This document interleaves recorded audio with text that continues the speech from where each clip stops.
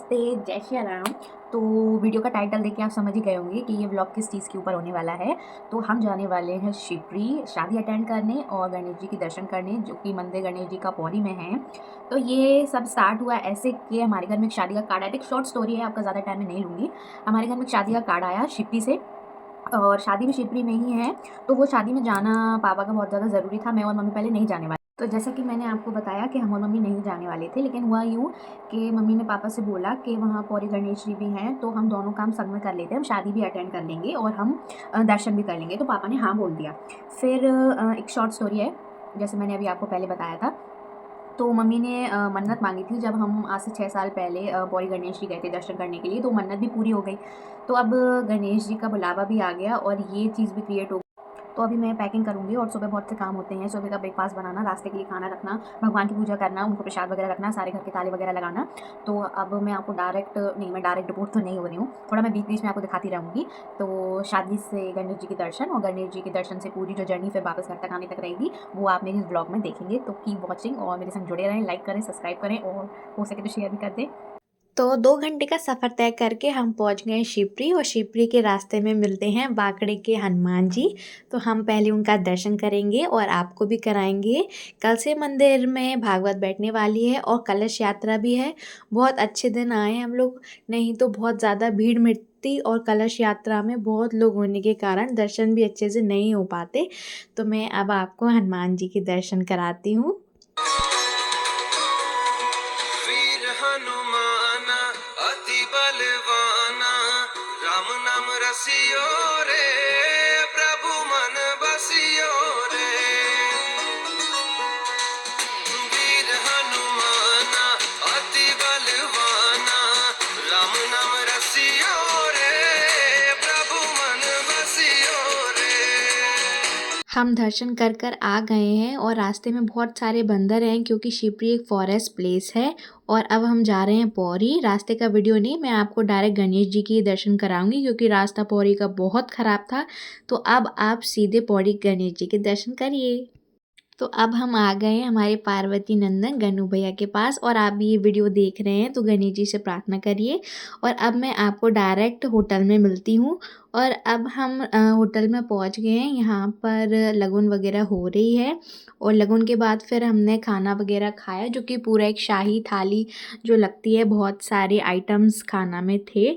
कचौड़ी भी थी, और जो दाल बाटी चूरमा, चटनी, सैलेड, छोटे-छोटे स्वीट्स के पीस भी, और छाछ, कढ़ी, दाल, पापड़।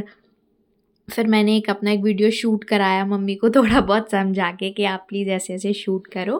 फिर उसके बाद हम लोग होटल में थोड़ी देर रुके, क्योंकि शादी रात में है और हम लोग जल्दी पहुंच गए थे। पौड़ी गणेश जी के दर्शन करने के बाद फिर हम लोग शिवपुरी लौट आए थे। 20 मिनट का रास्ता था। रास्ता बन रहा है तो काफ़ी ख़राब है अभी इस टाइम। तो इस जगह पर लगन हुई थी, तो अभी हम लोग बस यहाँ से निकलने वाले हैं। हमारा जो रात का आउटफिट है वो हम लोग होटल में अपना सामान रख देंगे, और फिर रात में हम लोग कपड़े वगैरह चेंज करके शादी अटेंड करके फिर वापस निकलेंगे। पहले तो हम लोग का रुकने का था, पर अब हम लोग नहीं रुक रहे हैं। और हम आपको शिवपुरी की छतरी भी घुमाएंगे, और शिवपुरी में जो प्लेसेस हैं वो भी मैं आपको अपने वीडियो में दिखाऊंगी। अभी हम लोग शिवपुरी की फेमस ही कह सकते हैं छतरी घूमने आए हैं, क्योंकि शादी में अभी टाइम है, हम लोग जल्दी पहुंच गए। सुबह हम लोगों ने गणेश जी के दर्शन करे, और बाकी वगैरह वीडियोस में ब्लॉग में आपको दिखाऊंगी। और अभी हम लोग 5 बज रहे हैं, छतरी घूम रहे हैं शिवपुरी में। और पौड़ी गणेश जी के दर्शन हम लोगों ने कर लिए, बहुत अच्छे हुए। और मैं आप लोगों को सारा व्यू वगैरह दिखाती हूँ। ये जो ज्योतिरादित्य सिंधिया हैं, उनका है ये पूरा प्रॉपर्टी एरिया।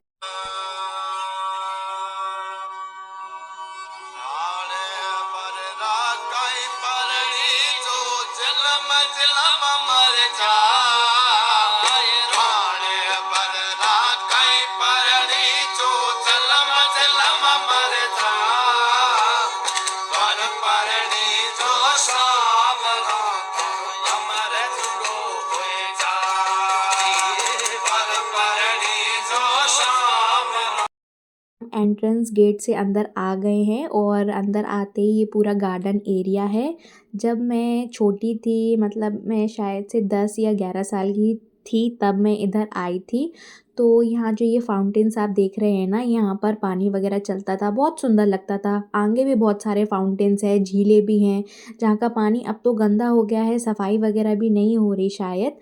लेकिन उस समय से इस समय में थोड़ा सा अंतर आ गया है अब छतरी में। तो मैं आपको एक स्टोरी भी बताना चाहूँगी कि शिप्री में स्थित सिंधिया शासकों की शानदार संगमरमरी समाधियाँ, जो मुगल और राजपूत स्थापक कला का अद्भुत संगम है। 1920 शताब्दी में निर्मित ये छतरियाँ मुख्य रूप से महारानी संख्याराजी सिंधिया और उनके बेटे माधवराव सिंधिया की याद में बनी है, जो कि एक दूसरे के सामने स्थित है और शाही वैभव को दर्शाती है। ये वाली छतरी जो अभी आप वीडियो में देख रहे हैं, इसके जस्ट सामने एक छतरी है जो आगे जाके मैं आपको वीडियो में दिखाऊंगी। वो दोनों ही आमने सामने हैं। ये छतरियाँ सफ़ेद संगमरमर से बनी हैं, जिनको मैंने हाथ लगा के भी देखा था एक पिलर पे, वो भी मैं आपको आगे दिखाऊंगी। और बहुत ठंडी ठंडी सी लग रही थी ये।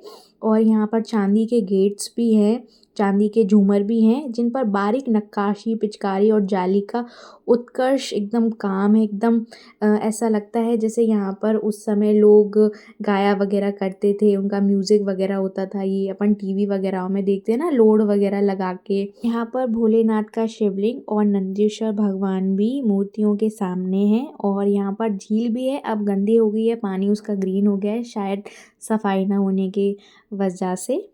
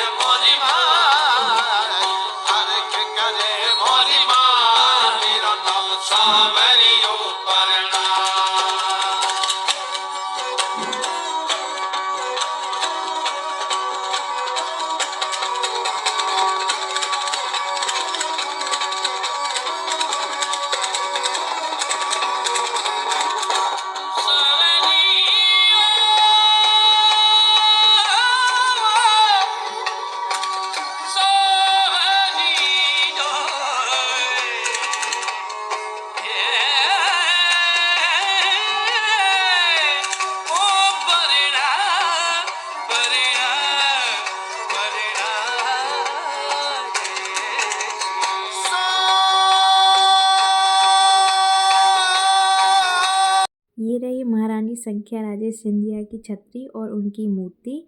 और मैंने सुना है कि पुजारी रोज़ आके उनके वस्त्र भी बदलते हैं, उनको भोजन भी कराते हैं और उनका स्नान भी कराते हैं। और यहाँ पर अभी लॉक लगा हुआ था, दोनों छतरियों में शटर में लॉक लगा हुआ है और दोनों ही एक दूसरे के आमने सामने बनी है। थोड़ा सा डिस्टेंस है, ज़्यादा डिस्टेंस नहीं है। और नीचे उतर के यहाँ पर एक बहुत बड़ी झील है। मेरे पास करंटली अभी यूट्यूब व्लॉग शूट करने के लिए माइक नहीं है, तो मुझे नहीं पता आप लोगों को मेरी वॉइस अच्छी लग रही होगी या नहीं, पर मैं पूरी कोशिश कर रही हूँ एक अच्छा माइक ले सकूँ, जिससे मेरी वॉइस भी आपको क्लियर आए और आपको मेरे व्लॉग्स देखना भी पसंद आए। और मैं ऐसी कोशिश भी करती हूँ कि मैं अलग अलग जगह जाऊँ और अलग अलग चीज़ें करूँ, जिससे आप लोगों को मेरे व्लॉग्स देखना पसंद हो। और ये रही वो झील जिसके पानी के बारे में मैं आपसे बात कर रही थी, जिसका सफाई ना होने की वजह से ये ग्रीन हो गई है। और ये झील में जो यहाँ पर आप आते हुए मुझे देख रहे थे ना अभी, यहाँ पर फोटोग्राफर भी शूट कर रहे थे और लोगों के प्री वेडिंग फ़ोटो भी यहीं पर शूट हो रहे थे। तो अब हम जाने वाले हैं और यहाँ से निकलने वाले हैं अपनी नेक्स्ट लोकेशन के लिए, क्योंकि शादी में अभी टाइम है। तो हम जाने वाले हैं भदैया कुंड।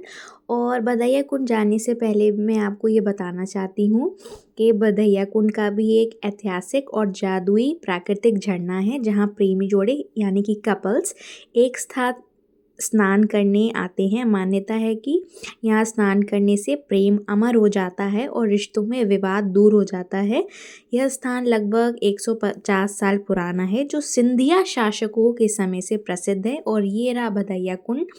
भदैया कुंड पहले बहुत सुंदर था, यहाँ पर बहुत अच्छा झरना बहता था। ये रही पूरी स्टोरी, आप पढ़ सकते हैं, मैंने इसका वीडियो बना लिया था।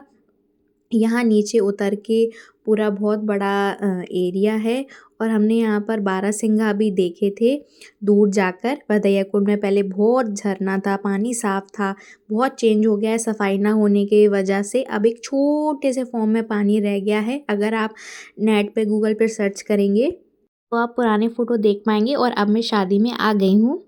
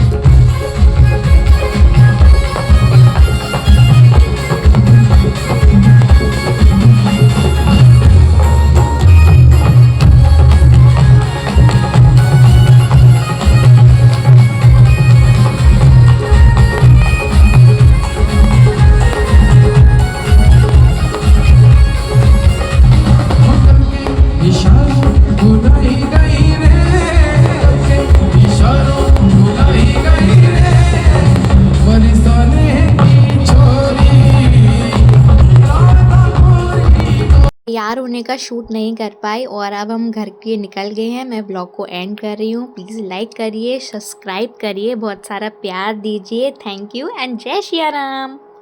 1 2 3 4